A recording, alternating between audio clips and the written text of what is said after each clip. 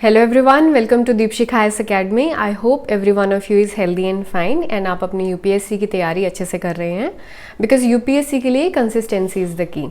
Alright, so हम begin करते हैं वही जो हमारा पॉलिटी सीरीज़ है उसका ही ये लेक्चर 6th है। तो अभी देखते हैं हमने अभी तक जो है इसमें क्या क्या कवर किया है। So far we have studied the historical background. ठीक है, हिस्टोरिकल बैकग्राउंड में हमने पढ़े थे सभी चार्टर एक्ट्स, जिनमें जो भी ब्रिटिश गवर्नमेंट ऑफ इंडिया ने उस टाइम एक्ट्स बनाए थे जो कि रेलिवेंट थे with respect to the constitution of India, वो सब हमने पढ़े थे। For example the government of India act of 1935, जो मैंने बताया है बहुत फ्रेमवर्क प्रोवाइड करता है इंडियन कॉन्स्टिट्यूशन को। फाइन, देन हमने पढ़ा मेकिंग ऑफ द कॉन्स्टिट्यूशन। इसमें जो इम्पॉर्टेंट था वो था making of the constituent assembly, कैसे जो है कॉन्स्टिट्यूंट असेंबली बनाई गई, कौन उसके मेंबर्स थे, कैसे उनको इलेक्ट किया गया, एंड कैसे जो है एक ऑब्जेक्टिव्स रेजोल्यूशन उसमें पास किया गया था, कैसे ड्राफ्टिंग कमेटी के जो मेंबर्स थे वो कौन थे, कैसे उसको ड्राफ्ट किया गया कॉन्स्टिट्यूशन को। फाइन, सो ये सब चीज़ें हमने पढ़ी थी मेकिंग ऑफ द कॉन्स्टिट्यूशन में। देन उसके बाद we studied the salient features of the constitution. Now in the salient features हमने पढ़ा कि जो ये कॉन्स्टिट्यूशन का डॉक्यूमेंट जो बनके तैयार हुआ था, ये किस तरीके का डॉक्यूमेंट बनके तैयार हुआ। फाइन, किस तरीके से ये डिफरेंट था, किस तरीके से ये सिमिलर था with respect to other countries. और इसमें हमने काफ़ी फीचर्स पढ़े कि जैसे ये एक फेडरल इसमें फीचर्स थे कॉन्स्टिट्यूशन में, इसमें यूनिटरी फीचर्स भी थे, रिजिड था, फ्लेक्सिबल था। फाइन, सो बहुत सारे ऐसे फीचर्स हमने कॉन्स्टिट्यूशन के इसमें पढ़े। Then we studied about the preamble. जैसे हमने बात करी कि जो प्रीएम्बल है उसको बोलते हैं that it is an introduction to the constitution, ये समरी है, एसेंस है कॉन्स्टिट्यूशन का। तो कैसे इसको प्रीएम्बल को बोला जा सकता है कि कॉन्स्टिट्यूशन जो है उसको दिखाता है, उसको शो करता है, उसका एक आइडेंटिटी कार्ड है। जैसे सुप्रीम कोर्ट भी कहती है that we should interpret the constitution in light of the preamble. Fine, it is the key to the minds of the makers of the constitution. So ये सब चीज़ें जो प्रीएम्बल के बारे में उस टाइम बोली गई थी, ये हमने उस टाइम स्टडी किया। एंड ऑल्सो जो प्रीएम्बल का टेक्स्ट है उसमें जो जो वर्ड्स यूज़ किए गए, फाइन, सो उनको हमने अच्छे से अंडरस्टैंड किया। सोवरेनिटी का मतलब क्या होता है, सेक्युलरिज्म का मतलब क्या है इंडियन कॉन्टेक्स्ट में, ये सब चीज़ें हमने प्रीएम्बल में पढ़ी। ऑलराइट, अब हम पढ़ने वाले हैं यूनियन एंड इट्स टेरिटरी के बारे में। So this is our topic number 5th। ठीक है, सो इसको अभी हम स्टडी करने वाले हैं। सो ये जो है इससे हमारा कॉन्स्टिट्यूशन एक तरीके से स्टार्ट होता है। सो यूनियन एंड इट्स टेरिटरी ये स्टार्ट होता है विद आर्टिकल नंबर 1। ठीक है, सो ये 4 आर्टिकल्स हैं। So will study about these articles. ये जो है हमारे यूनियन जो इंडिया है उसके बारे में एंड उसकी टेरिटरी के बारे में बताते हैं। Fine, so let us continue. So सबसे पहले हम पढ़ने वाले हैं article number 1, that is name and territory of the union. ठीक है, सो इसमें जो है 3 पॉइंट्स हैं, आर्टिकल 1 में ही 3 पॉइंट्स हैं। So there is the first point is India that is Bharat shall be a union of states. So जो आर्टिकल 1 का क्लॉज 1 है वो क्या बोलता है, इंडिया दैट इज़ भारत। सो इससे हम क्या समझते हैं, सबसे पहले इसी को पढ़ते हैं। Alright, so India that is Bharat, इसका क्या मतलब है कि जो हमारा आर्टिकल नंबर 1 है उसमें क्या लिखा है कि जो ये कंट्री है, जो कॉन्स्टिट्यूशन ने जो एक कंट्री बनाई है, जो नेशन बना है, इसका नाम क्या है। Fine, so the name is India and also Bharat. So जैसे कि अभी हम देखते हैं रिसेंटली डिबेट्स हैं कि इंडिया का नेम जो है बदलकर भारत रख देंगे, बट अगर हम कॉन्स्टिट्यूशन को पढ़ें तो उसमें ऑलरेडी ही जो इंडिया का नाम है वो भारत है। जो भी हिंदी डॉक्यूमेंट्स होते हैं उनमें भारत ही यूज़ किया जाता है। Fine, so already India is known as Bharat. और इसमें भी जब कॉन्स्टिट्यूंट असेंबली में डिबेट्स हुई थी, सो देयर वर मेंबर्स जो कि चाहते थे कि इसका नाम इंडिया रखा जाए एंड अदर मेंबर्स चाहते थे कि सिर्फ भारत ही नाम हो इंडिया का। बट एक कंसेंसस डेवलप हुआ जिससे कि दोनों जो नेम्स हैं अब वो है हमारे यूनियन का जो है दोनों ही नेम्स है। Fine, so India that is Bharat, these are the names of our country. Alright, then shall be a union of states. So इससे क्या पता चलता है, टाइप ऑफ पॉलिटी। सो इसमें हमने यूनियन ऑफ स्टेट्स ही क्यों यूज़ किया है, why we are not talking about federation या फेडरल, क्योंकि हमने बोला हमारा कॉन्स्टिट्यूशन फेडरल कॉन्स्टिट्यूशन है, बिकॉज यहाँ पर एक सेंटर है, एक स्टेट है, उनके पास डिवीजन ऑफ पावर है, तो हम इसको फेडरेशन ऑफ स्टेट्स क्यों नहीं बोल रहे हैं। ऑलराइट, तो यही सेम चीज़ जो है, ये सेम डिबेट कॉन्स्टिट्यूंट असेंबली में भी हुई थी कि हम इंडिया को यूनियन ऑफ स्टेट्स क्यों बोल रहे हैं, फेडरेशन ऑफ स्टेट्स क्यों नहीं बोल रहे। सो इसके पहले आपको समझना पड़ेगा कि जो फेडरेशन है उसका क्या मतलब है। ठीक, जो फेडरेशन होती है कभी भी अगर फॉर्म होती है, सो फेडरेशन बनाने के लिए there are multiple smaller units, ठीक है, छोटे छोटे यूनिट्स रहते हैं जो कि मिलकर एक एग्रीमेंट साइन करते हैं एंड एक फेडरेशन फॉर्म करते हैं, ठीक है। पर इंडिया के केस में ऐसा नहीं था। इंडिया के केस में ऐसा नहीं है कि बहुत सारे छोटे छोटे एरियाज थे, डोमिनियंस थे, जिन्होंने मिलकर कोई एग्रीमेंट साइन किया हो इंडिया को बनाने के लिए। इंडिया ऑलरेडी एग्जिस्ट कर रहा था, ठीक है। सेम ऐसा ही बी आर अम्बेडकर ने भी कॉन्स्टिट्यूंट असेंबली में बोला। So let us see what he said. According to B.R. Ambedkar, Union of States has been preferred to Federation of States for two reasons. ठीक है, Indian Federation is not a result of an agreement among the states like the American Federation. जो America है उसमें जितनी भी हम states की बात करते हैं, जैसे अमेरिका में 50 स्टेट्स हैं, तो उन सब ने क्या है, एक अग्रीमेंट किया था कि अब हम बनाएंगे यूनाइटेड स्टेट्स ऑफ अमेरिका, ठीक है। तो वो एक एग्रीमेंट से बनी है, पर इंडिया ऐसा नहीं है, ठीक है। इंडिया ऑलरेडी एग्जिस्ट कर रहा था, सो हमारी कोई इस तरीके की फेडरेशन नहीं बनी है। Then second point he said the states have no right to secede from the federation, क्योंकि जो अमेरिकन कॉन्स्टिट्यूशन है वहाँ पर जो स्टेट्स हैं they have their own right, ठीक है। वो एक प्रॉपर एक एग्रीमेंट से आई हैं, ठीक है, एक एग्रीमेंट मिलके एक यूनियन बना है, तो they have the right to secede as well. वो हट सकती हैं, ठीक है, यूनियन से बाहर हो सकती हैं। पर इंडियन स्टेट्स में ऐसा नहीं है। हमारी जो स्टेट्स हैं उनको कोई राइट नहीं है यूनियन से अलग होने का, ठीक है। The federation is an union because it is indestructible. जो हमारा जो यूनियन है वो इनडिस्ट्रक्टिबल है, स्टेट्स के पास अलग होने का कोई राइट नहीं है, इसलिए हमारा यूनियन ऑफ स्टेट्स बोलते हैं, हम उसे एक फेडरेशन ऑफ स्टेट्स नहीं बोलते हैं, ठीक है। The country is an integral whole and is divided into different states only for convenience of administration. तो क्या मतलब है कि हमने जो ये अलग अलग स्टेट्स बनाई है ना, ये इसलिए नहीं बनी है क्योंकि पहले से ही थी, ऐसा नहीं है। हमने अलग अलग स्टेट्स इसलिए बनाई हैं क्योंकि for the convenience of administration, ठीक है। सेंटर से थ्रू आउट इंडिया को तो एडमिनिस्टर नहीं किया जा सकता था, उसके लिए हमें स्मॉल यूनिट्स बनानी थी। सो इस तरीके से यूनियन ऑफ स्टेट्स बन के तैयार हुआ है, ठीक। So this is how that we have an indestructible union, that is why we are calling it a union of states, ठीक। सो आर्टिकल 1 क्या कहता है, India that is Bharat. So starting में इसने नाम बता दिया इंडिया का, fine. Then it will be shall be a union of states. So this is written under article 1, ठीक है। फिर उसी का आर्टिकल 1 का जो क्लॉज 2 है वो कहता है states and the territories therefore shall be as specified in the first schedule. So इसका क्या मतलब है कि जो भी स्टेट्स हैं, जो भी उनके टेरिटरीज हैं, उसको किस में लिखा जाएगा, first schedule of the Indian constitution, ठीक है। जैसे कि इंडियन कॉन्स्टिट्यूशन आप जानते हैं उसमें कितने शेड्यूल्स हैं, देयर आर 12 शेड्यूल्स। तो अब आपको क्या पता चल गया कि जो फर्स्ट शेड्यूल है उसमें क्या लिखा गया है, स्टेट्स एंड उनकी टेरिटरीज, कितनी उनकी टेरिटरीज हैं उसके बारे में लिखा गया है, ठीक है। This is mention in the first schedule, fine. अब जो इसका क्लॉज 3 है वो क्या कहता है, the territory of India shall comprise the territories of the states, the union territories and such other territories as may be acquired. So अब जो अगर हम बात करते हैं कि जो टेरिटरी ऑफ इंडिया है, ठीक है, टेरिटरी ऑफ इंडिया की बात करते हैं तो उसमें क्या क्या आता है। सीधा टेरिटरी जो है एक बिगर कॉन्सेप्ट है, ठीक। इसमें टेरिटरी आएंगी स्टेट्स की, इसमें टेरिटरी आएगी जो आपकी यूनियन टेरिटरीज हैं, एंड ऑल्सो अगर इन फ्यूचर आप कोई ऐसी टेरिटरी एक्वायर करोगे, ठीक है, इंडिया कोई टेरिटरी एक्वायर करता है वो भी इसके अंडर ही मेंशन होगा, under the territory of India.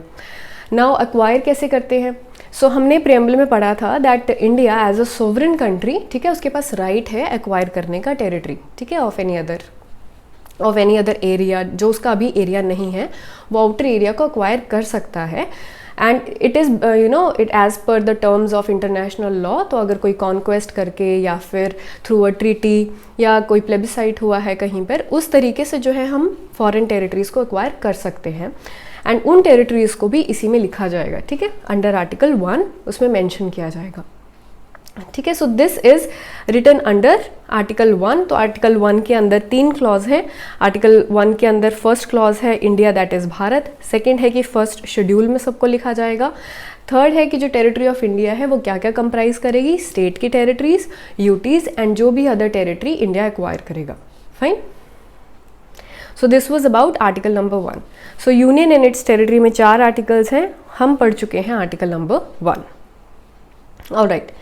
Next article number 2 which is the admission और establishment of new state. So article 2 क्या कहता है कि अगर इंडिया कोई ऐसी टेरिटरी, फॉरेन टेरिटरी एक्वायर करता है तो उसको एडमिट करता है into the territory of India, तो उसके लिए क्या प्रोविजंस है, एंड ऑल्सो दी एस्टैब्लिशमेंट, अगर कोई इसी तरीके की टेरिटरी को वो एस्टैब्लिश करता है। सो अब ये जो है आर्टिकल 2 है, ये ग्रांट करता है power to the parliament. Fine, ये हमने पहले भी बात करी थी कि जो पार्लियामेंट है it is deriving its power from the constitution of India. So अभी हम देखेंगे आगे कि बहुत सारे ऐसे आर्टिकल्स हैं जो कि इसी तरीके की जो पावर है पार्लियामेंट को ग्रांट करते हैं। फाइन, सो ऐसा ही आर्टिकल है article number 2 which is granting 2 powers to the parliament of India. So कौन सी 2 पावर्स हैं? First power is to the power to admit into the union of India new states. ठीक है, सो कोई भी न्यू स्टेट्स जो है union of India में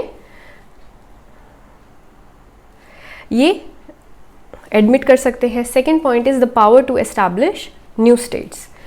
alright, so there is 2 points. Now admission of state का क्या मतलब है? इसी तरीके से जैसे कि अगर हमने कोई टेरिटरी एक्वायर करी है, अगर उसको हम एडमिट करते हैं which is already in existence. For example हम सिक्किम की बात करते हैं, जो सिक्किम है वो इंडिया की टेरिटरी नहीं थी, fine, it has been acquired. तो अगर हम उसको एडमिट कर रहे हैं अपने कॉन्स्टिट्यूशन के थ्रू अपनी टेरिटरी ऑफ इंडिया में, तो उसमें ये आर्टिकल जो है किसको ग्रांट करेगा? पार्लियामेंट को ग्रांट करेगा। Fine, now second refers to establishment of states which are not in existence. तो अगर ऐसी कोई फॉरेन टेरिटरी एक्वायर करी है जो एग्जिस्टेंस में ही नहीं है, उसको हमने ही एस्टैब्लिश करा है, फाइन, सो उसको भी जो है पावर कौन देगा? Article 2 to the parliament of India. Now note, article 2 relates to the admission और establishment of new states that are not part of the union of India. So जो यूनियन ऑफ इंडिया का part नहीं थी उनको ही हम अपने जो है टेरिटरी में इंक्लूड कर रहे हैं, उसकी पावर जो है आर्टिकल 2 देता है। Fine, so this is article number 2, it grants power to the parliament to administer, to admit and also to establish new states. All right, now we have study article number 1 जिसने क्या बताया था? Name बताया था आपके union का क्या name है, किस तरीके का वो यूनियन है, it is union of states. ठीक है, उसकी टेरिटरी बताई थी, कौन कौन सी उसकी टेरिटरी होगी। आर्टिकल 2 ने भी बताया, ठीक है, आर्टिकल 2 मेंशन कि अगर आप कोई ऐसी टेरिटरी एक्वायर कर रहे हैं तो उसको आप कैसे एडमिट करेंगे, कैसे उसको एस्टैब्लिश करेंगे। Now will move towards the article number 3। Article number 3 क्या बताता है? फॉर्मेशन ऑफ न्यू स्टेट्स और ऑल्टरेशन ऑफ एरियाज, बाउंड्रीज और names of the existing states. ये क्या है? ये आर्टिकल 2 से आर्टिकल 3 कैसे डिफरेंट है? अब ये जो है ये किस स्टेट को बनाने की बात कर रहा है? जो ऑलरेडी इंडिया का पार्ट है। ठीक है, यही डिफरेंस है आर्टिकल 2 एंड आर्टिकल 3 में। आर्टिकल 2 उन टेरिटरीज की बात कर रहा है जो यूनियन ऑफ इंडिया की जो है टेरिटरी में नहीं आते हैं। आर्टिकल 3 बात कर रहा है उन स्टेट्स की जो कि ऑलरेडी पार्ट है इंडिया का।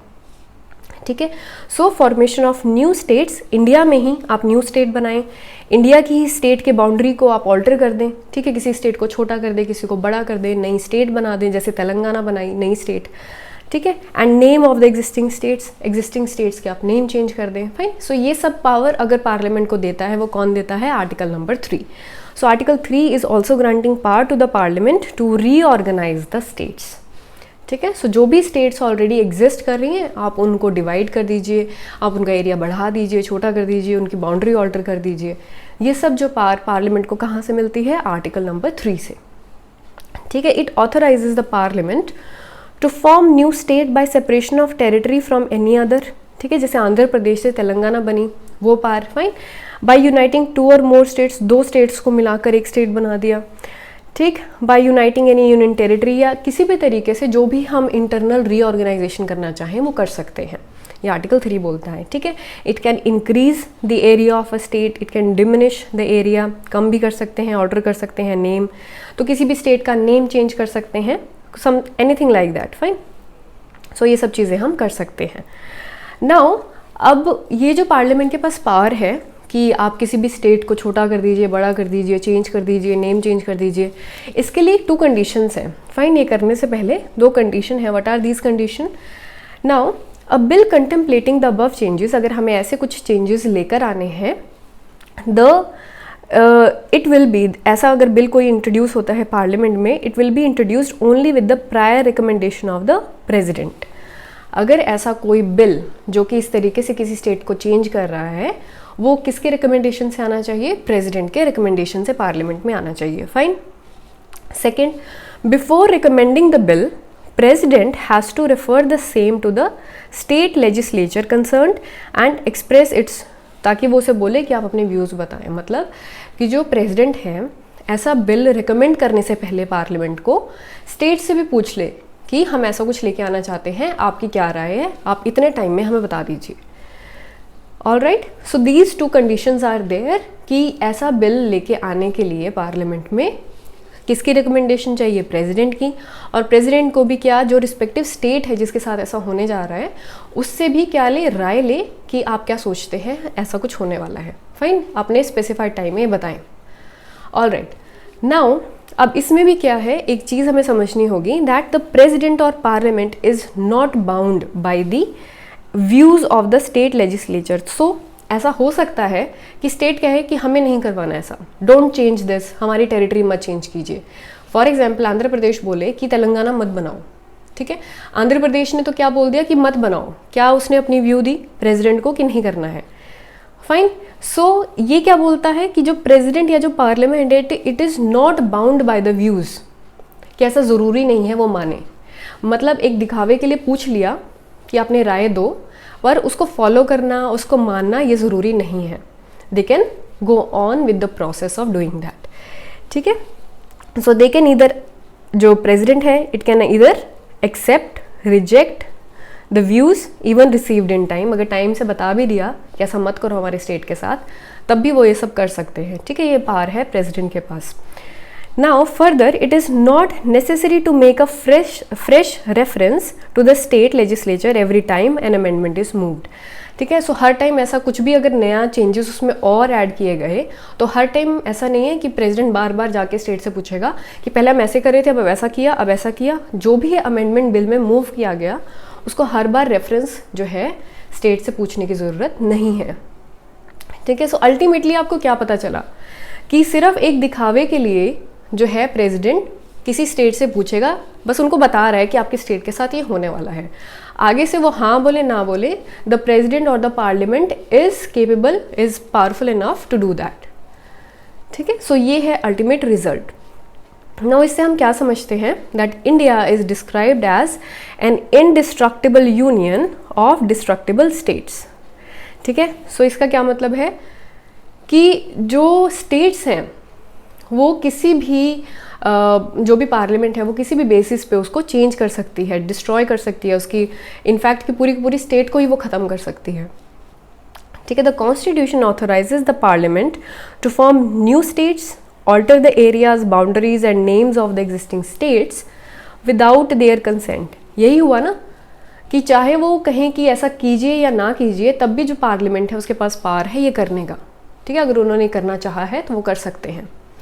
Then Parliament can redraw the political map of India to its will, कि जो भी जिस तरीके से भी वो इंडिया का मैप चेंज करना चाहते हैं पार्लियामेंट के पास पूरी पावर है। सो द टेरिटोरियल इंटेग्रिटी और the continued existence of the states is not guaranteed by the constitution. ये बहुत ही इंपॉर्टेंट चीज़ है कि जो स्टेट्स हैं उनकी कोई टेरिटोरियल इंटेग्रिटी नहीं है, ठीक है। उनको कभी भी किसी भी तरीके से चेंज किया जा सकता है, वेदर दे लाइक इट और नॉट, ठीक है। सो जो कॉन्स्टिट्यूशन है उनकी टेरिटोरियल इंटेग्रिटी को गारंटी नहीं करता है। India, that is why India is rightly described as indestructible union of destructible states. इसका क्या मतलब है, जो यूनियन गवर्नमेंट है it can destroy the states whereas the state governments can not destroy the union. तो union क्या हुआ, indestructible हुआ। कोई भी ऐसी पावर जो है कॉन्स्टिट्यूशन ने किसी को नहीं दी है कि वो इंडिया की टेरिटरी को कुछ करे, जैसे स्टेट्स जो है इंडिया की टेरिटरी को चेंज नहीं कर सकती हैं। फाइन, सो यूनियन क्या हुआ, इनडिस्ट्रक्टिबल हुआ। बट जो स्टेट्स है they are destructible because parliament के पास ये पावर है। ऑलराइट, नाउ जो USA on the other hand, the territorial integrity और the continued existence of the states is guaranteed by the constitution. US में जो मैंने बताया वो एक फेडरेशन है, ठीक है, फेडरेशन ऑफ स्टेट्स है, वो एक एग्रीमेंट से साथ में आए हैं। तो ऑब्वियसली अगर किसी स्टेट को कुछ भी किया जाएगा तो उसकी जो है इंटेग्रिटी है उस पर बात आएगी। फाइन, सो इसलिए जो है उसका जो कॉन्स्टिट्यूशन है यूएस का वो तो पूरा का पूरा अश्योर करता है कि आप जैसे हैं वैसे रहेंगे। पर इंडिया में तो सिर्फ स्टेट्स किस वजह से बनाई गई हैं, सिर्फ एडमिनिस्ट्रेटिव कन्वीनियंस है, ये BR अम्बेडकर ने ऑलरेडी बता दिया है। फाइन, सो हमारा कोई ऐसे फेडरेशन ऑफ स्टेट्स नहीं बना है जिनको उनकी टेरिटोरियल इंटेग्रिटी पूरी दी जाए, ये सिर्फ जो है यूनियन का है, ठीक है, यूनियन के पास ये पावर है। सो एक बहुत ही स्ट्रॉन्ग यूनिटरी फीचर भी है ये। Alright, so now we know that how the states are destructible in an indestructible union, ठीक है, इंडिया के पास। Fine, now will talk about also under article 4। अब जो आर्टिकल 4 है वो भी जो है इसी चीज़ को एम्फसाइज करता है जो हमने बात करी, दैट जो स्टेट्स हैं उनकी कोई टेरिटोरियल इंटेग्रिटी नहीं है। सो उस तरीके से आर्टिकल 4 भी एम्फसाइज करता है। तो अब आर्टिकल 4 भी पढ़ लेते हैं क्या है, ठीक है। सो जो आर्टिकल 4 है, it talks about, it declares that the laws that are made under article 2, article 2 के अंडर हम कौन से लॉज बना रहे थे, फॉर द एडमिशन और establishment of new states, and the laws made under article 3 that is formation of new states, ठीक है। ये जो है these are not to be considered as amendment of the constitution under article 368।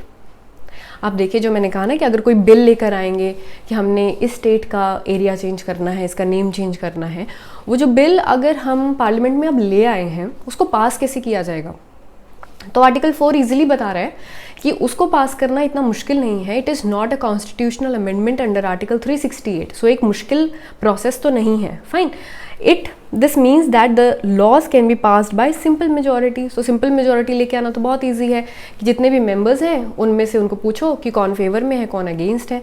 सो जो भी ज़्यादा vote होगी उससे वो पास हो जाएगा। सो यहाँ से हमें पता चलता है कि अगर आर्टिकल 2 एंड आर्टिकल 3 को अगर ध्यान में रखें, अगर किसी स्टेट का एरिया चेंज करने हम लगे, तो अगर आपको कोई क्वेश्चन पूछे कि फॉर एग्जांपल आंध्र प्रदेश जो है उसे क्या है, उसे डिवाइड करके तेलंगाना बनाया गया, तो क्या उसके लिए कोई कॉन्स्टिट्यूशनल अमेंडमेंट पास करी गई? ऐसा नहीं है, बिकॉज आर्टिकल 4 ऑलरेडी बोलता है कि for changing this, for doing this, अगर आप कोई लॉ लेके आ रहे हैं आर्टिकल 3 के अंडर, तो उसके लिए आपको कॉन्स्टिट्यूशनल अमेंडमेंट अंडर आर्टिकल 368 करने की ज़रूरत नहीं है, क्योंकि 368 में क्या है, अलग अलग चीज़ें नीडेड हैं। फाइन, क्योंकि उसकी जो मेजॉरिटी है वो एक स्पेशल टाइप ऑफ मेजॉरिटी है, एक सिंपल मेजॉरिटी नहीं है। ऑलराइट, तो इस तरीके से जो है आर्टिकल 4 जो है वो भी इसी चीज़ को एम्फसाइज करता है कि जो स्टेट्स हैं उनको कैसे जो चेंज किया जा सकता है, उसकी पावर किस तरीके से पार्लियामेंट को दी गई है एंड किस तरीके से it is being implemented. Alright, so these were all the 4 articles. तो अभी हमने 4 आर्टिकल्स पढ़ लिए, जो कि आर्टिकल 1, आर्टिकल 2, 3 एंड 4, जिससे हमने समझा यूनियन एंड इट्स टेरिटरी के बारे में। ठीक है, so this was all about कि जो डॉक्यूमेंट में लिखा है कॉन्स्टिट्यूशन में वो सब क्या लिखा है, क्या पावर है। अब इनके ऊपर काफ़ी और भी चीज़ें हुई हैं, there has been some other factors, उसको भी समझने की कोशिश करते हैं। ठीक है, सो एक क्वेश्चन आया कि जो हम बात कर रहे हैं, the power of the parliament to diminish the areas of the state under article 3 include also the power to cede Indian territory to a foreign state. कि क्या, मान लीजिए कि अगर हम बात करते हैं for example the territory of West Bengal, ठीक है, वेस्ट बंगाल, क्योंकि ये केस था ऑलरेडी तो इसीलिए हम वेस्ट बंगाल की बात कर रहे हैं। सो अगर हम किसी भी स्टेट का एरिया कम या ज़्यादा कर सकते हैं, उसके जो पार्लियामेंट के पास उसकी तो फुल पावर है, पर क्या वो उस स्टेट का एरिया किसी और फॉरेन कंट्री को भी दे सकती है? क्या वो सीड कर सकती है? सीड होता है कि किसी और कंट्री को वो एरिया प्रोवाइड करना। क्या ऐसा किया जा सकता है कि हम अपनी जो इंडियन टेरिटरी है, क्या वो पार्लियामेंट उसी तरीके से, जो हमने कहा ना सिंपल मेजॉरिटी से पास हो जाएगा, वो तो क्या उसी तरीके से जो है इंडियन जो यूनियन है उसकी टेरिटरी, किसी स्टेट की टेरिटरी बाउंड्री, वो जो है ऑल्टर की जा सकती है in the favour of any other foreign state. So इसके ऊपर जो ये डिबेट थी ये गया सीधा supreme court. Okay, so this question came up in examination before the supreme court in a reference made by the president in 1960। अब जो प्रेसिडेंट है उनके पास एक आर्टिकल को वो यूज़ करते हैं। ठीक है, सो आर्टिकल नंबर 143 ना, उस आर्टिकल को यूज़ करके वो सुप्रीम कोर्ट से राय ले सकते हैं किसी भी ऐसे मैटर के ऊपर रिगार्डिंग टू द कॉन्स्टिट्यूशन और एनी लॉ मैटर, उसके ऊपर वो रेफरेंस करते हैं सुप्रीम कोर्ट को अपनी एडवाइस देने के लिए। तो 1960 में उन्होंने इसी चीज़ पे पूछा, जो हमने ऊपर क्वेश्चन लिखा है ना, यही क्वेश्चन सुप्रीम कोर्ट के पास पहुंचा। फाइन, ऐसा हुआ क्यों, मतलब 1960 में व्हाट हैपेंड, इसका थोड़ा सा बैकग्राउंड है। द बैकग्राउंड इज़ कि जो वेस्ट बंगाल है, एंड उस टाइम पर जो वेस्ट बंगाल था एंड साथ में क्या था, ईस्ट पाकिस्तान था, इन 1947 की बात है, तभी से ही जो है वहाँ पर जो लैंड, जो बाउंड्री बनाई गई इंडिया एंड जो उस टाइम ईस्ट पाकिस्तान था, जो कि आज बांग्लादेश है, उन दोनों के बीच में जो है डिस्प्यूट था। Fine, so there were some areas जो कि इंडिया के पास थे but they belong to East Pakistan, और इसी तरीके से कुछ एरियाज ईस्ट पाकिस्तान में थे that belong to India. So ये जो केस है that is known as Berubari union. ठीक है, जो टेरिटरी थी इसको पढ़ते हैं। The decision of the central government to cede part of a territory known as Berubari union, ये कहाँ था, वेस्ट बंगाल में, टू पाकिस्तान। पाकिस्तान ही था ना उस टाइम, ईस्ट पाकिस्तान। ठीक है, it led to a political agitation and controversy, thereby necessitated the presidential reference, कि उस टाइम पर जो सेंट्रल गवर्नमेंट थी वो बेरुबारी यूनियन की जो टेरिटरी थी वो सीड करने वाली थी पाकिस्तान के पास। सो उसके रिगार्डिंग जो है बहुत ज़्यादा उस टाइम एजिटेशन हुआ एंड तभी जो है ये केस जो है सुप्रीम कोर्ट में गया। अब बेरुबारी यूनियन केस अगर आपने सुना होगा, हमने पहले भी बात करी है, हमने बात करी थी प्रेम्बल के बारे में। ये ही जो केस था इसी में आया था कि preamble is not a part of the constitution, अगर आपको याद हो, एंड फिर उसी जजमेंट को किस जजमेंट में दोबारा से बना दिया गया था, उल्टा किया गया था, वो है केशवानंद भारती केस। ठीक है, सो इस तरीके से बेरुबारी यूनियन केस भी आपको याद रखना है। सो ये उसी केस के अंडर ही ये सब चल रहा है। सो ऐसे बेरुबारी यूनियन एक जगह है, ये इंडिया के पास है, वेस्ट बंगाल का हिस्सा था ये, एंड ये हम पाकिस्तान को दे रहे थे। ठीक, क्या ये अथॉरिटी थी उस टाइम सेंट्रल गवर्नमेंट के पास, ये क्वेश्चन था सुप्रीम कोर्ट के सामने। Fine, now supreme court held that the power of the parliament to diminish the area of state under article 3 does not cover the secession of Indian territory to a foreign country. ठीक है, कि जो India की जो territory है वो किसी और फॉरेन कंट्री को देने का राइट नहीं है अंडर आर्टिकल 3। अब आपको तो पता ही है अंडर आर्टिकल 3 तो आपको सिंपल मेजॉरिटी से पास करवाना है। ठीक, so what did the court said, hence the Indian territory can be ceded to a foreign state only by amending the constitution under article 368। कि ऐसा किया जा सकता है, हाउ, कि आप जो है कॉन्स्टिट्यूशन को अमेंड करें अंडर आर्टिकल 368। ठीक है, अगर आप 368 के अंडर अमेंड करेंगे तो आप ये काम कर सकते हैं, आर्टिकल 3 के अंडर आप ये नहीं कर सकते। ऑलराइट, सो क्या हुआ, ऐसी 9th कॉन्स्टिट्यूशन अमेंडमेंट एक्ट लाया गया 1960 का, इसको इम्प्लीमेंट करने के लिए। फाइन, ऑल्सो सुप्रीम कोर्ट ने उसके बाद में ये भी रूल किया था कि अगर कोई बाउंड्री डिस्प्यूट है, ठीक है, कोई इंटरनेशनल बाउंड्री डिस्प्यूट है जिसमें आपने क्या है, लैंड सिसेशन नहीं है, does not involve cessation of Indian territory. ठीक है, कोई इंडियन टेरिटरी किसी फॉरेन कंट्री के पास नहीं जा रही है, उसमें एग्जीक्यूटिव एक्शन से ही आप बाउंड्री डिस्प्यूट को सॉल्व कर सकते हैं। बट इन केस कि अगर हमारी कोई टेरिटरी किसी कंट्री के पास जाती है, उसमें आपको कॉन्स्टिट्यूशनल अमेंडमेंट करना पड़ेगा अंडर आर्टिकल 368। ठीक है, सो आई होप आपको ये समझ में आया कि अगर आर्टिकल 3 के तहत हम किसी भी स्टेट का जो टेरिटरी है, एरिया है, कम या ज़्यादा कर सकते हैं, ये पावर तो है पार्लियामेंट के पास अंडर आर्टिकल 3। पर अगर हम उसी स्टेट का एरिया कम करके किसी और कंट्री को दें, ये पार नहीं है। ठीक है, ये करने के लिए आपको क्या करना पड़ेगा, कॉन्स्टिट्यूशन को अमेंड करना पड़ेगा अंडर आर्टिकल 368, ऐसा सुप्रीम कोर्ट ने कहा। Alright, so I think this debate is also over कि हाँ, अब हमें समझ में आ गया कि अगर हम टेरिटरी देते हैं तो उस टाइम क्या है, उस टाइम आर्टिकल 3 नहीं है। फाइन, ऑलराइट, सो ऐसी एक एग्जाम्पल हम देख लेते हैं कि exchange of territories with Bangladesh. ठीक है, सो अभी टेरिटरीज एक्सचेंज हुई। सो टेरिटरीज एक्सचेंज कौन सी की गई हैं, ये वही है जो हम बात करते हैं एनक्लेव्स। इंडिया में भी एनक्लेव्स थी, बांग्लादेश में भी एनक्लेव्स थी, एरियाज थे, क्योंकि अब जो है वो ईस्ट पाकिस्तान जो एरिया था वो डिबेट तभी से चली आ रही है। अब वो ईस्ट पाकिस्तान का एरिया बांग्लादेश बन चुका है एंड अभी भी जो है ये डिस्प्यूट था, इसको सॉल्व किया गया। तो क्या हुआ, 100th कॉन्स्टिट्यूशनल अमेंडमेंट एक्ट लेके आई गवर्नमेंट 2015 में। इसमें क्या किया, it was enacted to give effect to acquiring certain territories by India and transfer of certain other territories to Bangladesh. ठीक है, सो क्या हमने क्या किया, अपनी टेरिटरी सीड करी। ठीक, सो अपनी टेरिटरी सीड करी और कुछ टेरिटरी बांग्लादेश से ली। सो इसके लिए क्या करना पड़ा, हमें कॉन्स्टिट्यूशनल अमेंडमेंट करना पड़ा, 100th constitutional amendment act of 2015, उसके तहत ये हुआ। Fine. In pursuance of the agreement and protocol entered into between the governments of India and Bangladesh, ये जो एग्रीमेंट था ये 1974 में हुआ था, फिर एक प्रोटोकॉल आई थी 2011 में, इनको ही एक तरीके से रेटिफाई किया गया था, इनको इन्फोर्स किया गया था by the 100th constitutional amendment. ठीक, सो क्या हुआ इसमें, India transferred 111 enclaves to Bangladesh while Bangladesh transferred 51 enclaves to India. अब ये एनक्लेव्स क्या हैं, किसी भी कंट्री में एनक्लेव समझते हैं जैसे कि for example this is India and this is Bangladesh, ठीक है। सो यहाँ पर अगर बीच में कुछ टेरिटरीज़ हैं, अब ये जो टेरिटरीज़ हैं ये एनक्लेव हुई। फॉर एग्जाम्पल मान लीजिए कि जैसे इंडिया है, इंडिया के बीच में कोई छोटी टेरिटरी है, वो बांग्लादेश की है, but that territory is surrounded by India only, ठीक है। इसी तरह बांग्लादेश में हमारी कोई इंडियन टेरिटरी है छोटी जो कि सराउंडेड बाय बांग्लादेश है। सो कोई भी ऐसी territory which belongs to some foreign country, ठीक, पर वो हमारी कंट्री में, उसको एनक्लेव कहते हैं।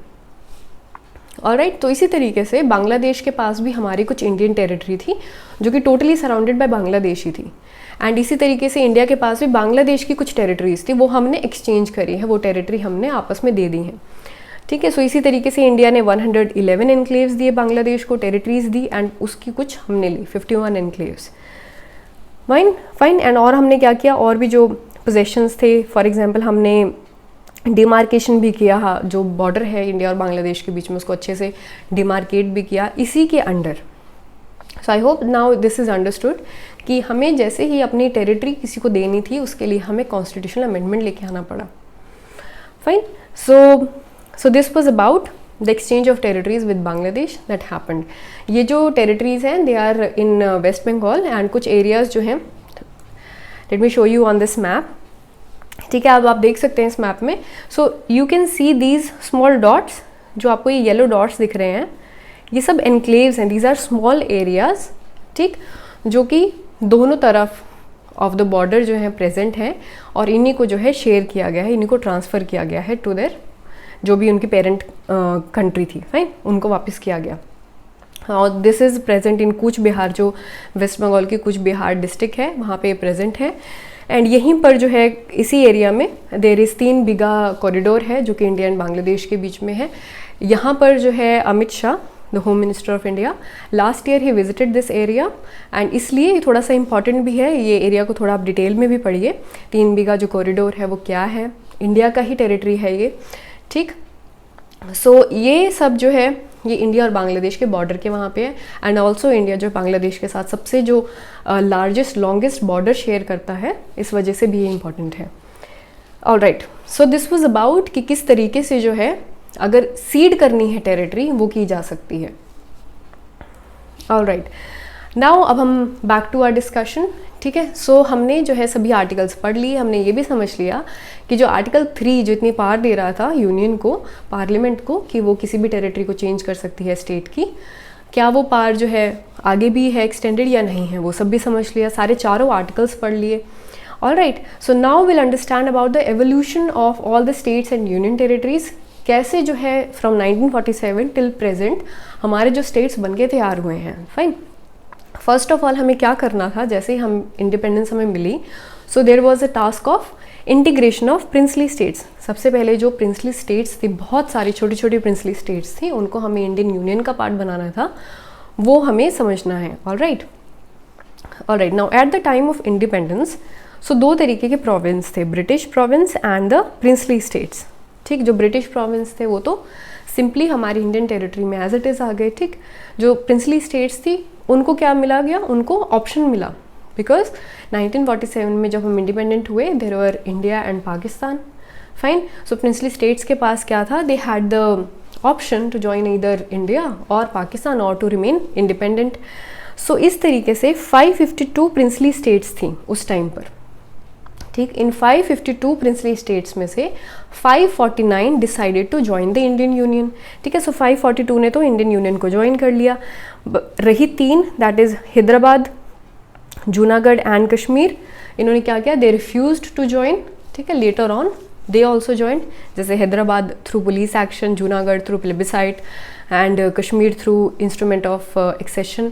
सो इस तरीके से जो है ये सारी प्रिंसली स्टेट्स भी इंडियन यूनियन में लेकर आई गई, ठीक है। 552 प्रिंसली स्टेट्स। सो इस तरीके से एवोल्यूशन हुआ इंडिया, जो हम आज मैप देखते हैं वो कैसे बना। ऑलराइट, नाउ अब ये सब तो हो गया, तो ये सब यहीं रुका नहीं, ठीक है। सो ओवर द ईयर्स क्या हुआ, देयर वाज जो डिफरेंट स्टेट्स थी जो बनी थी, उसमें जो डिफरेंट लैंग्वेज स्पीकिंग पीपल थे, उन्होंने क्या किया, अपने लिए अलग स्टेट डिमांड करना शुरू कर दिया। ज़्यादातर ये कहाँ हुआ, साउथ इंडिया में। साउथ इंडिया में फॉर एग्जांपल जो तमिल रीजन था, ठीक है, तो वहाँ पे तेलुगु स्पीकिंग पीपल भी थे। जो तेलुगु स्पीकिंग पीपल थे, they demanded their own separate state, ठीक है, कि हमें तो अपने जो हमारे लैंग्वेज के पीपल हैं, तो लैंग्वेज के बेसिस पे हमें एक नई स्टेट दीजिए। ऑलराइट, तो उसकी भी थोड़ी डिस्कशन कर लेते हैं, बिकॉज उसके ऊपर भी कुछ कमिटीज़ बनी थी जो कि एग्जाम में पूछी जाती हैं। फाइन, सो इसी को स्टडी करने के लिए 3 कमिटीज़ बैठी गई, ठीक है। सो अलग अलग टाइम पर 3 कमिटीज़ आई हैं। सो सबसे पहले आया धर कमीशन, कब आया वो, जून 1948 में। फाइन, देन जेवीपी कमेटी आई दिसंबर 1948 में, and then Fazal Ali commission आया 1953 में। सो ये 3 कमीशन आते हैं। इन 3 कमीशन की जो है, कभी भी अगर ये आपको पूछे जाएं कहीं पे भी एग्जामिनेशन में, तो आपको पता होना चाहिए किनसे रिलेटेड है ये, स्टेट रीऑर्गेनाइजेशन, ठीक है, on the basis of language. ये इसी को ही स्टडी करने के लिए बनाई गई थी कमिटीज़। सो आपको सिर्फ इन कमिटीज़ के नाम याद रखना है विद रिस्पेक्ट टू ये किसके लिए आई थी, ठीक है। So these are the 3 committees. अब जल्दी से इनको देख लेते हैं कि हुआ क्या, जैसे धर कमीशन, इसकी क्या रिकमेंडेशन थी। सो लेट अस अंडरस्टैंड कि लैंग्वेज के बेसिस पे क्या इंडिया को डिवाइड करना था फर्दर, ठीक, जैसे जो स्टेट्स उस टाइम बन गई थी, क्या उनको फर्दर डिवीजन की ज़रूरत थी या नहीं थी। Alright, so this is coming under the evolution of states. जो आज हम स्टेट्स देखते हैं वो कैसे बनकर आई, ये सब उसी के अंडर है। फाइन, नाउ धर कमीशन जो कि बिठाया गया था जून 1948 में, एस के धर, ही वॉज अ जज इन द इलाहाबाद कोर्ट, ठीक है। सो वहाँ के जज थे, जस्टिस थे, इन्होंने भी रिकमेंडेशंस दी। So he submitted his report in December 1948 and recommended the reorganization of states on the basis of administrative convenience rather linguistic factor. तो उन्होंने कहा कि ऑब्वियसली इंडिया में तो इतनी सारी लैंग्वेजेस थी, और अगर हर लैंग्वेज के ऊपर स्टेट बनने शुरू हुए तो ये तो पॉसिबल नहीं है, क्योंकि कुछ लैंग्वेज स्पीकर्स जो हैं, कोई किसी स्टेट में है, कोई किसी रीजन में है, तो कैसे एडमिनिस्ट्रेटिव कन्वीनियंस होगा। फॉर एग्जाम्पल जैसे हरियाणा है और पंजाब है, तो हरियाणा में भी बहुत से ऐसे एरियाज़ होंगे जिसमें पंजाब स्पीकिंग पॉपुलेशन रहती होगी। फाइन, ऐसे पंजाब में भी होंगे जहाँ पर हिंदी स्पीकिंग पीपल होंगे। तो कैसे अगर हर एक एरिया को हम अलग स्टेट बनाने लगे on the basis of language, तो एडमिनिस्ट्रेशन कैसे होगा, ठीक है, बहुत स्मॉल पॉकेट्स एंड कैसे उनको कोऑर्डिनेट करेंगे। तो ही सेड कि जो आपने अगर स्टेट्स बनानी है वो एडमिनिस्ट्रेटिव कन्वीनियंस के ऊपर बनाइए, कि उनको एडमिनिस्टर करना ईजी हो, उनका साइज़ इतना हो, इस तरीके से हो, पर लैंग्वेज के बेसिस पे आप ना बनाएं, ठीक है। अब नाउ दिस क्रिएटेड रिजेंटमेंट, मैंने आपको बोला कि जो साउथ इंडियन स्टेट्स थी वहाँ पर ज़्यादा इस चीज़ की डिमांड हो रही थी उस टाइम पर। तो क्या हुआ, फिर दोबारा से ही जो सेंट्रल गवर्नमेंट थी उन्होंने एक और कमेटी बना दी, ठीक है, इसी क्वेश्चन को दोबारा से डिस्कस करने के लिए। ये कमेटी किसकी थी, इसमें खुद ही जवाहरलाल नेहरू थे। So it was JVP committee, Jawaharlal Nehru थे, वल्लभ भाई पटेल थे, पट्टाभी सिद्धारमैया थे। Fine, so these 3 people were the members of the JVP committee. It was established in December 1948। Dhar commission के बाद आते हैं, ठीक है। सो इन्होंने क्या बोला, they submitted their report in April 1949 and they rejected language as the basis for reorganization of states. उन्होंने टोटली रिजेक्ट कर दिया कि हम लैंग्वेज के बेसिस पे स्टेट्स नहीं बनाएंगे, ठीक है, ये उनकी रिकमेंडेशन थी।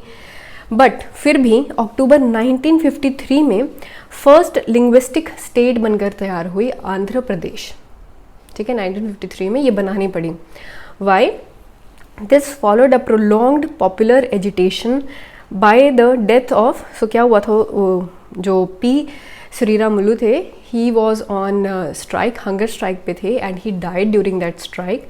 इस वजह से जो है बहुत पॉपुलर एजिटेशन स्टार्ट हुआ वहाँ पर, और आंध्र प्रदेश बनाई गई by separating the Telugu speaking population from the Tamil speaking region, ठीक है। सो आंध्र प्रदेश जो है तेलुगु स्पीकिंग पीपल है वहाँ पर, तो आंध्र प्रदेश बनकर तैयार हो गई फर्स्ट लिंग्विस्टिक बेसिस पे, ठीक है, जबकि सारी जो कमिटीज़ थी दे वर रिजेक्टिंग दिस, ठीक है। आप ये भी सोचिए ना, ये क्यों रिजेक्ट करने की कोशिश हो रही है, बिकॉज हम बात कर रहे हैं कॉन्स्टिट्यूशन में हमें नेशनल इंटेग्रिटी लेके आना है, यूनिटी लेके आना है, और अगर हर कोई अपने कल्चर पे, अपने लैंग्वेज के बेसिस पे अपने आप को डिवाइड करना शुरू कर देगा किसी और जगह से, किसी और नेशन से, सो वो कॉमन फीलिंग ऑफ ब्रदरहुड कैसे होगी, ठीक है, वो नेशनल इंटीग्रेशन कैसे होगा अगर हर कोई अपने आप को जो है डिफरेंट बनाना शुरू कर दे कि हमारी डिफरेंट स्टेट हो, डिफरेंट रीजन हो, डिफरेंट सब कुछ हो।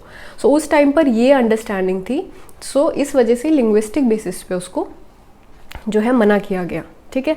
और पहले ही 552 प्रिंसली स्टेट्स, इतनी डिवीज़न थी जिनको मिलाकर इंडिया बनाया गया था, और अगर ये सब स्टार्ट होगा तो it was not good at that time, alright. So इस वजह से ये कमिटीज़ जो है ये तो रिजेक्ट ही कर रही थी, बट फाइनली बनाना पड़ा आंध्र प्रदेश को, alright.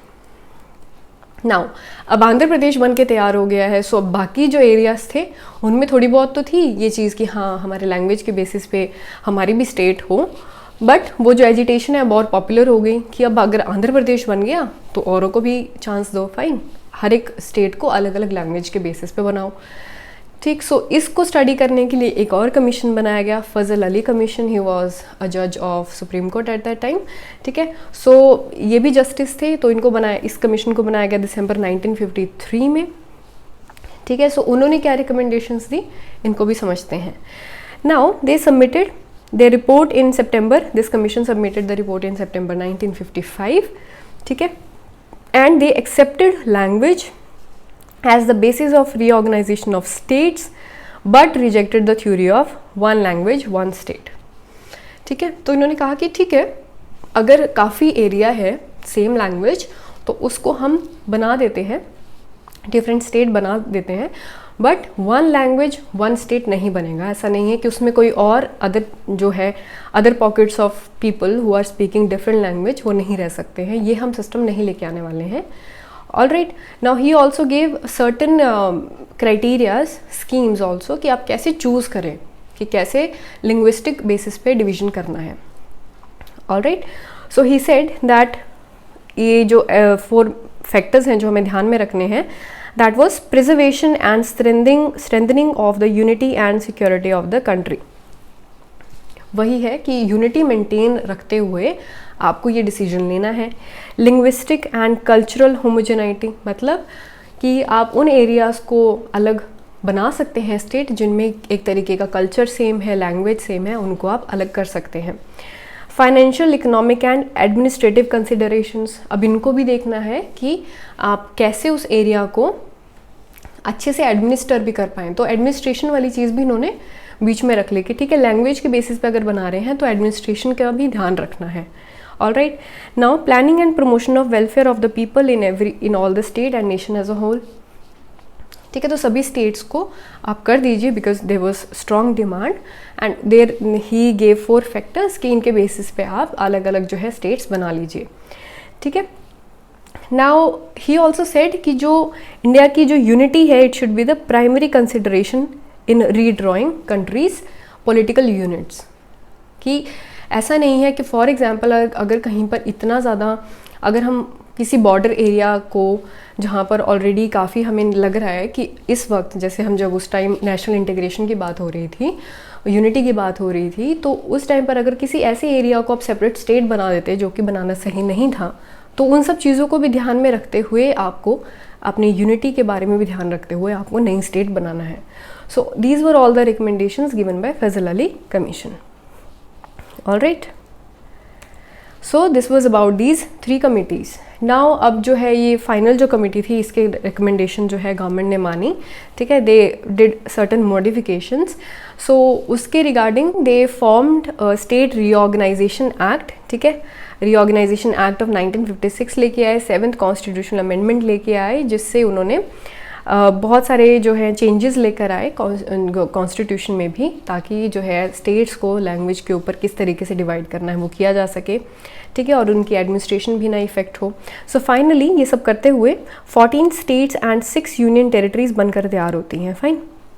So at the end on November 1, 1956 कितने हमारे पास टेरिटरीज बनती हैं? 14 स्टेट्स बनती हैं एंड 6 यूटीज़ बनती हैं।